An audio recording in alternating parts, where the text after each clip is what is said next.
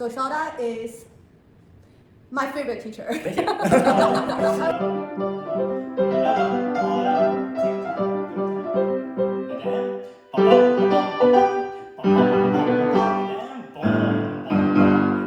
Piano.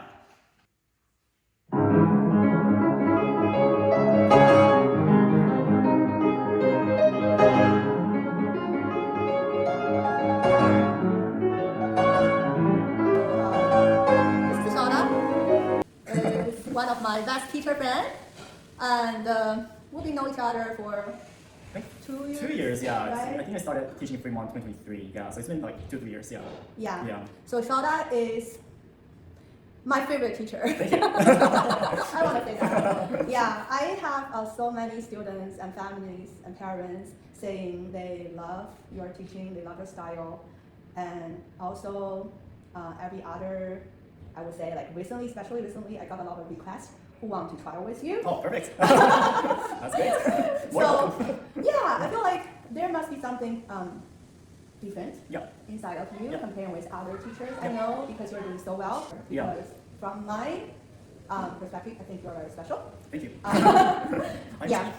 So can you firstly please, Shota, introduce yourself, Yeah, of course. who you are, Yeah. and what's your background, and yeah. Definitely, yeah. So I'm Shota Homma. So I actually was born in Japan, and I was born in Japan and started playing piano when I was 5, and I had my first musical education back in Japan.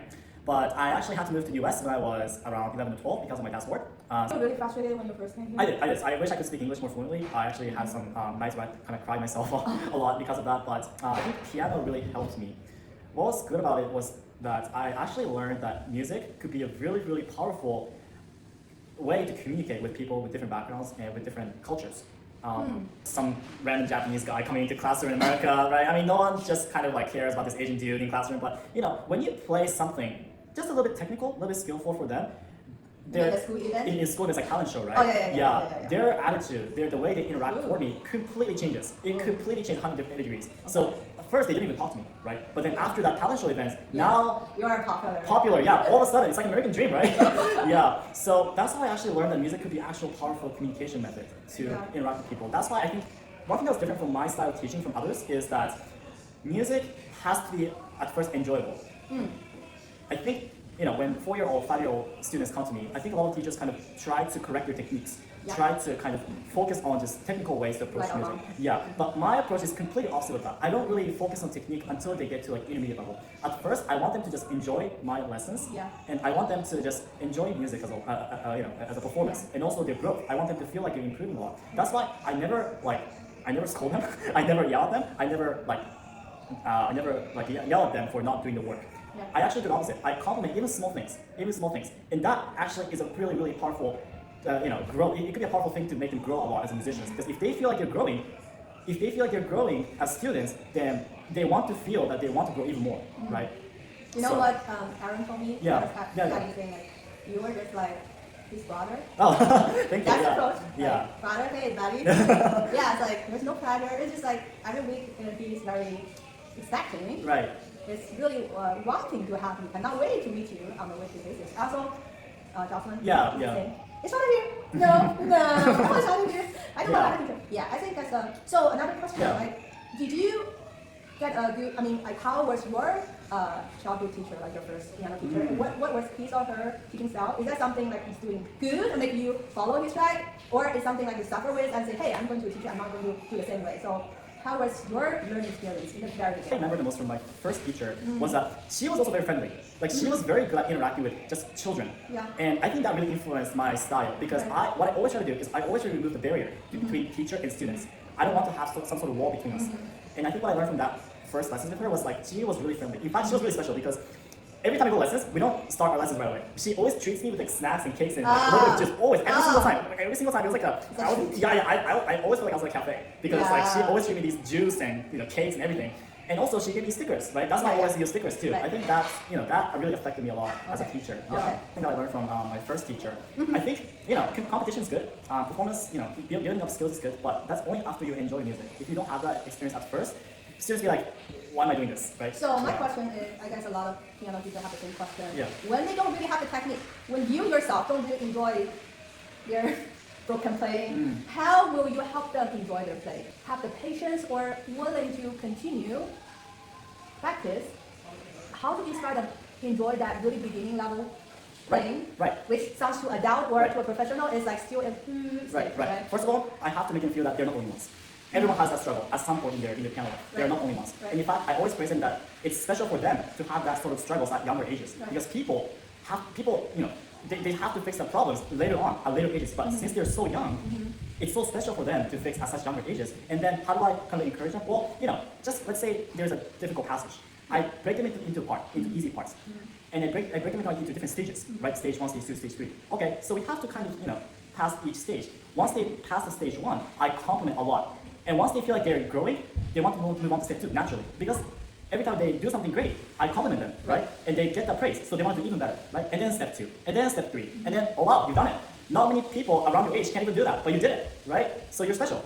That's sort of my approach, yeah. So, blaming is definitely not the most persuasive way to teach someone, but I think it's sort of, they have to be their own teachers, basically. They have to be their own teachers, and I'm just a guide. I only meet them once a week, right? But them and also their parents, they practice every day, right? So I think it's sort of the encouragement in the lessons, makes them want to come to lessons, right? And also they also want to feel like they want to get improved on their skills. So that's sort of my initial approach, yeah. Of course, once they move on to like intermediate advanced level, my approach is different now. But I never, ever blame them for anything, because they have stuff going on in their lives, maybe they're busy with school, I don't know with these stuff, but there's always something that we can do to improve the current situation. So that's sort of my approach as a teacher, yeah. Right.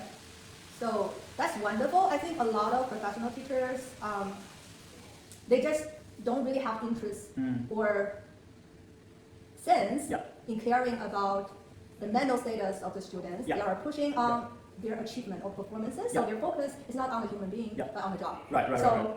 I believe as a piano teacher, educator, what we educate, what we teach them is not technique. Right. That's why I feel like our approach, when you talk to this, I was so clicked because I feel like, especially for the beginners at their age, like 4 years old, 3, 4, 5, 6, 7, their feelings, their hearts are really fragile. They are, definitely, very, very sensitive. They really feel out every single word you say, you spoke upon them, and they will respond to it. So, I think that is quite important. And to be a good teacher, you have to really nourish their heart and spirit and feelings too, because that's actually that's the essence of the arts, right? Who backs up the arts is you have the beautiful feelings, and your finger gonna work out better, your touch gonna work out better, the technique's gonna really improve when you have the right feel, right? So I think in order to have such a good lesson or good education for kids like 3 or 4 or 5 or 6, even adult students even, you need to know psychology. You need to know psychology. So I actually studied, one of my majors that I studied at UCLA was psychobiology. It's a connection between biology and psychology. So there I learned a lot about psychology. I think that also affected my learning style as a teacher. My teaching style as a teacher. So it's anything, right? I mean, business, piano, science even, right? Psychology can play a huge role, especially for kids, right? I mean, you mentioned that any words I say can be really sensitive to them, but in other words, any good things that I say about them, they take it as a good way to improve themselves, right? So I don't expect too high. They're kids, right? But they always hit small milestones. That's when I really want to focus. That's what I really want to focus on in the lessons. That small milestones they hit every single time. That's something I try to kind of focus on. Focus on in every single lesson I have with my students. So you're talking about UCLA, by the way. There's another part of Shota here, another totally different background story. He is not only a pianist, an artist, but also a scientist. I'm a research scientist in the field of stem cell biology and regenerative medicine at Stanford University School of Medicine. Yeah, we hear that. So that's why another reason I want to have you and talking with you here, because we are here in Silicon Valley.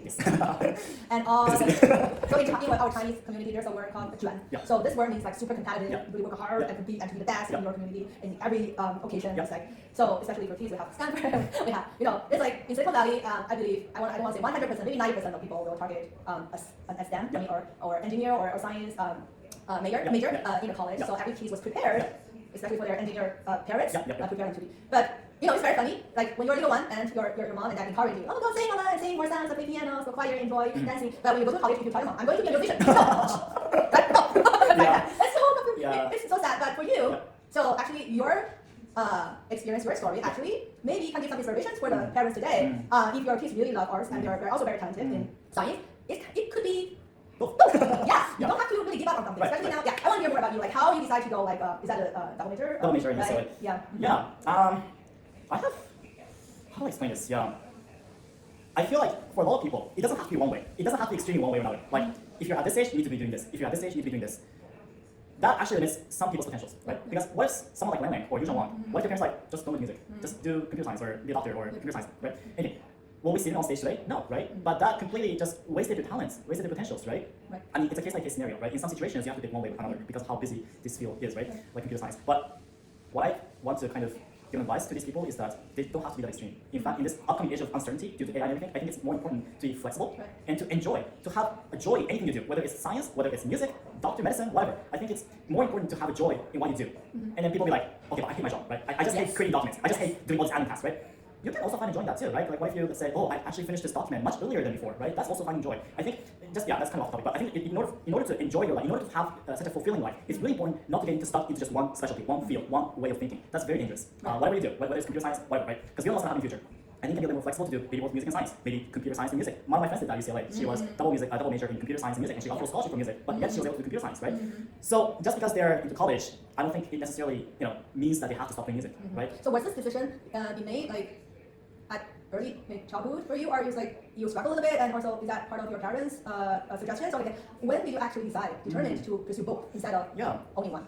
So the reason I was asking is because I saw some parents, very aggressive ones, starting planning already at the very first lesson with us. So I was curious, like when were you aware of you enjoy both, and you, no matter what, I'm going to do both? Is that your own decision, your gut feeling, or is also influenced by your parents, or are there any, was that counselors? Like now a lot of people go counselors when they do their college planning stuff.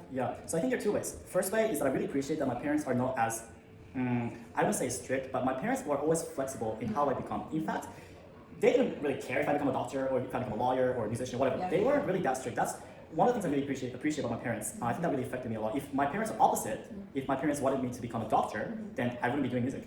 I would just do research for 2-3 years and go to med schools or whatever.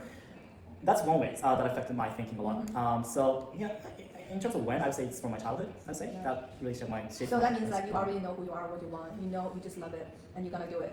So not so much when as a child. I mean, as a child, I didn't really know stuff. But I think the way that my parents approached me in their education really affected my thinking, my thinking a lot. Because that how they teach to kids really affects their future as well. So that really affected me a lot. The second way is actually more about myself. When I went to UCLA and I was looking at different people, I don't know what to do, but my family wants me to become a doctor, so that's why I'm becoming a doctor. Oh, my parents are engineers, so I'm becoming an engineer. That's fine. I truly appreciate that. I really appreciate that. That's their style of living, right? And if they can make a lot of money from it, great. I'm totally happy for them. I personally felt a little bit boring. It's not that their life is boring, but it's just that sort of inflexibility in how they approach life. I felt like it was not unique. So, is that a culture in Japan? It's like very restricted. It's very because in Japan you have to choose your profession in high school when you're in high school. So it's not as flexible as the US. But when I went to college and met those people, I just felt like it was very, very. I feel there was a lot more I could do in my life, right? And there are people who decided music or another, right? Music or computer science or whatever. I just feel like why not both? If I fail, I fail, right? There are so many regrets that people can have, right? Whether you become a doctor and make a lot of money, there's always some kind of regret that they have at the end. So, in order to sort of minimize the amount of regrets that I have at the end, I feel like I should prioritize what I want to do. So I didn't choose music over science or vice versa.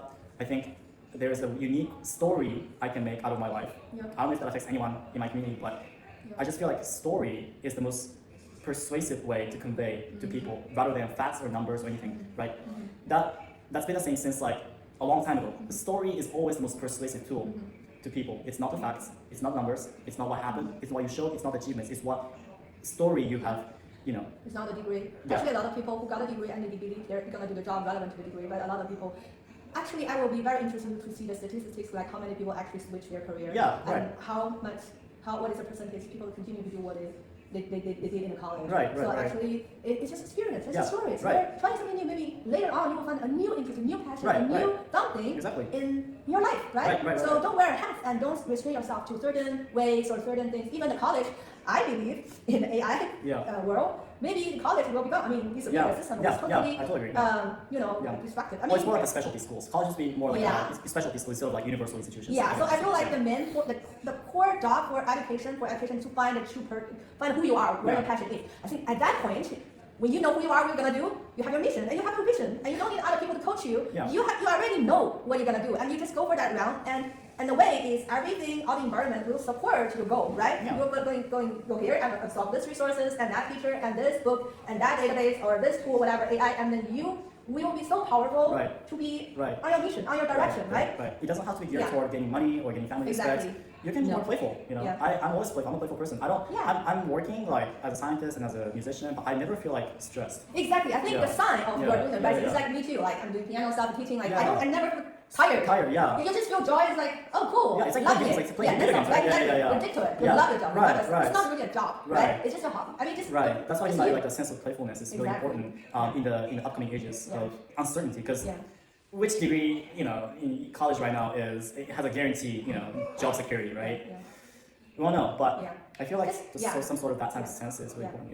Yeah, exactly. So how do you so what is your goal for your life right now? So where are you in terms of what you want to do and where you are? Like, are you partially there? And what is your ideal life you want to be moving forward? You're already almost in a way of getting a doctorate degree, right? And working. Something like that. And you are growing your education professionals and is this something like still unpacked? So, you know, people have different approaches to goals and dreams, right? People want to have bigger dreams. I want to become a doctor. That's why I have to, you know, volunteer, do the research, take these classes. I think that's one way to approach dreams.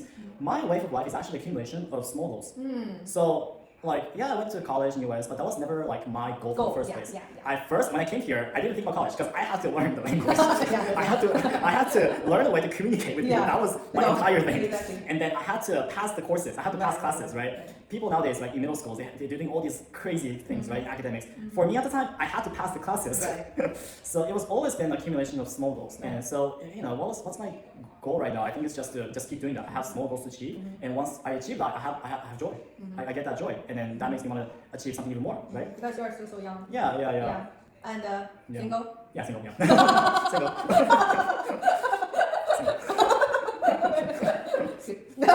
I should let the Instagram account. But By the way, I have his phone number. You know? Phone numbers, yeah. Okay, Shota. Yeah. So, I just feel like you are rising stars in all your fields. I feel trust me, I have the eye. I feel like I have the ability to see people's potential and future. So thank you. I will just continue support whatever you do, and then I'm really you. glad you are here and teaching with me. More than happy. So also let's try something new. You know, in terms of teaching, definitely. and also in some other field. I really hope we continue to support each other. And then I want to see the best outcome from you. Thank you. Yeah, definitely. I'm more happy. I'm really excited. Yeah. So it's, we should never forget to enjoy. In whatever we do. If we lose that, then it's gonna be just another source of stress. I hope the parents, in fact, who see the video can see, don't restrain your kids and don't sacrifice their joy and happiness in learning whatever, and don't force them to learn something you want to do. They are not. They are independent. They are a different person. Hopefully, everyone can learn something and from this video, and let's continue our conversation. Of course, if anyone can learn or anything from experience, like I'm more happy to. Or college advice. Just like stuff. The brother here for your kids. Okay. All right. Thank you so much. Thank you. Thank you. 谢谢。谢谢。谢谢。 好 ，OK。Yeah, thank you. Yeah. All right.